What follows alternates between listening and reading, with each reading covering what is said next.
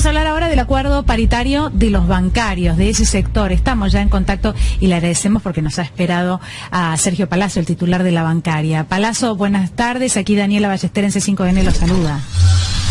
¿Qué tal, Daniela? Un saludo a toda la audiencia. Buenas tardes. Gracias por atendernos, Palazzo. Bueno, hoy todo el mundo habló de esta paritaria porque ustedes alcanzaron el 29, más una actualización de lo que fue la inflación del 2020, una negociación para los meses de septiembre por ahí para rever este 29%. A ver, cuéntenos un poco.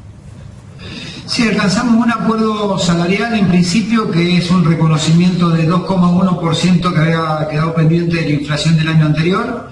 Sí. A eso se le adiciona un 29% en 3 tramos. El último tramo ya se termina de cobrar en el mes de agosto, con lo cual al mes de agosto los bancarios ya van a tener ese 29 más el 2,1%. Y posterior a ello tiene 2 revisiones en el acuerdo, una en septiembre y otra en noviembre. Y establece ya a partir del 1 de agosto un salario inicial de aproximadamente 106.000 pesos en la actividad, el sueldo de quien recién inicia. Se acordó también un bono por el bien bancario que empieza en 89.900 pesos hasta 150.000 aproximadamente, que es la categoría más alta.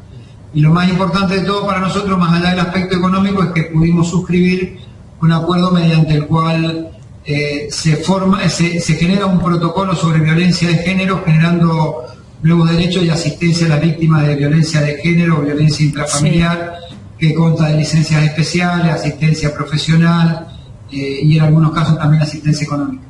Palazzo, es muy interesante también lo que acaba de contar en el marco de este acuerdo, ¿no? Porque es hacia donde queremos ir con el monitoreo de estos temas que tienen que ver con la violencia de género. Pero a ver, el sueldo de un bancario que recién comienza estaría entonces en 106.500 pesos aproximadamente a partir del 1 de agosto. Sí. Y va teniendo, arranca en 92.000 pesos aproximadamente ahora en enero, después se le agrega el 11,5 y en agosto, cuando se agrega la última parte del aumento, queda en 106.500 aproximadamente. Bien, y las revisiones tienen que ver con que, claro, en el presupuesto está prevista una inflación cercana a lo que ustedes acordaron, pero los privados estiman un 50%.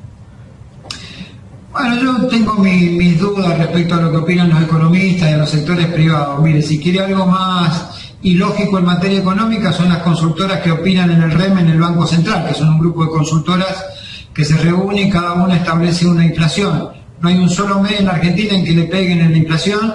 En el gobierno anterior lo ponían a la baja y en el gobierno actual lo ponen a la alta. Así que yo la verdad dudo de los parámetros que se dan a veces en los sectores privados, porque generalmente tienen algún tipo de interés que está lejano de que conozcamos la verdad cuál va a ser la inflación. Sí, sí creo que claramente, bueno, hay un presupuesto con un 29% de inflación, ojalá lo logre para seguir disminuyendo ese flagelo que es la inflación que golpea los salarios, pero la Asociación Bancaria una vez más ha preservado y preserva el poder adquisitivo del salario de los bancarios de la forma en que hemos arreglado. Todos los meses le estamos ganando prácticamente a la inflación y llegado septiembre podemos revisar nuestro acuerdo en caso de que exceda esa inflación. Le quiero preguntar por el encuentro con el presidente de la Nación, post acuerdo, ¿no? Y qué fue lo que hablaron. Pero también es verdad, hoy a la mañana escuchaba a las personas que sacaron créditos, que obtuvieron créditos durante el gobierno de Mauricio Macri y cómo fueron perjudicados. Y algunos de ellos decían, bueno, lo que pasa es que durante el macrismo se protegió a los bancos. Y sin lugar a dudas también podemos afirmar que los bancos fueron uno de los sectores más beneficiados en los últimos años, ¿no? Que conservaron sus ganancias en una Argentina donde los incrementos de salario, bueno, no eran tales, ¿no? Sí, claramente el gobierno de Macri favoreció a un sector del aparato financiero y básicamente prácticamente destruyó la banca pública, a quien la dejó en muchos casos con patrimonio negativo cuando se fueron, con rentabilidad negativa, perdón. Y grandes grupos económicos, grandes bancos, particularmente los internacionales, obtuvieron grandes ganancias a partir de la colocación de títulos públicos y de deuda que colocaban o por posiciones en dólares que obtenían. Lo que decían tus oyentes o tus televidentes, en eso tienen razón. Los créditos UBA le golpearon fuerte el bolsillo, con este gobierno vino y congeló las cuotas y está tratando de buscarle una solución a esto.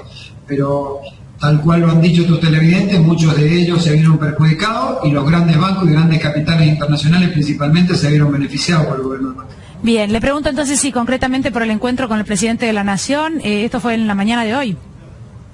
Sí, era un encuentro que estaba previsto ya de hacía unos días atrás, pero bueno, como estábamos con la negociación salarial, decidimos diferirlo para cuando estuviera terminado y pudiéramos hablar tranquilos. Y bueno, la charla circuló en principio alrededor del funcionamiento del sistema financiero, la revalorización que se ha hecho de la banca pública por parte de este gobierno, la necesidad de volcar en crédito los depósitos y que vuelva a haber una actividad financiera que atienda a la producción, y también obviamente le agradecí al presidente porque su equipo de gobierno articuló de una forma muy eficiente para destrabar la paritaria, que en el día de ayer se había complicado bastante, y los responsables de la banca pública, que son funcionarios de gobierno, ayudaron junto con el ministro de Trabajo a destrabarlo. Le quise agradecer eso también. También hablamos sobre la necesidad de buscar los consensos suficientes entre empresarios, trabajadores, gobierno, para sentar bases de una Argentina mejor y con la que sueñan todos los argentinos. Usted habló en algún momento de la mezquindad de los bancos, ¿no? Sí. De la postura, bueno, frente al trabajador, que siempre o generalmente está más desprotegido. La verdad es que le pregunto cómo ha jugado en este contexto de pandemia, si algo de eso cree se ha modificado. Al inicio de la pandemia pensamos que íbamos a salir de una manera diferente, ¿no? Y algunos pues, aseguran que esto no va a pasar. Bueno, mirá, nosotros tenemos realidades dispares, ¿no? Por un lado, quienes más ganaron son los que menos solidarios son. Vos tenés, por ejemplo, hoy tenemos un conflicto que va a continuar seguramente con el Banco Santander. El Banco Santander ha decidido cerrar sucursales en la Argentina y propicia una serie de retiros voluntarios. El Banco francés empezó con lo mismo, bueno, ahora estamos logrando un entendimiento con ese banco. Sí. Pero ahí tenemos un claro ejemplo de cuando yo marco el egoísmo. Dejan sectores de la sociedad sin servicios eficientes, porque cuando fusionan sucursales, que cerrar una, lo que hacen es amontonar un montón de operaciones en la misma cantidad de trabajadores que van a padecer una mayor sobrecarga de trabajo, y por otro lado los clientes se van a duplicar en una casa bancaria a la que van a concurrir cuando termine la pandemia y se van a encontrar que la atención no es la mejor. Y tenés otros sectores que han hecho un gran esfuerzo en la pandemia, por ejemplo la banca pública, algunos bancos nacionales que están trabajando fuertemente en función de políticas para reactivar la economía, así que es dispar. Generalmente los que más ganaron durante el macrismo son los que hoy ponen palos en la rueda para que los trabajadores tengan empleo y los usuarios tengan servicios de calidad. Palazzo, muchísimas gracias por haber hablado con nosotros. No, gracias a ustedes, como siempre, muy amable, hasta luego.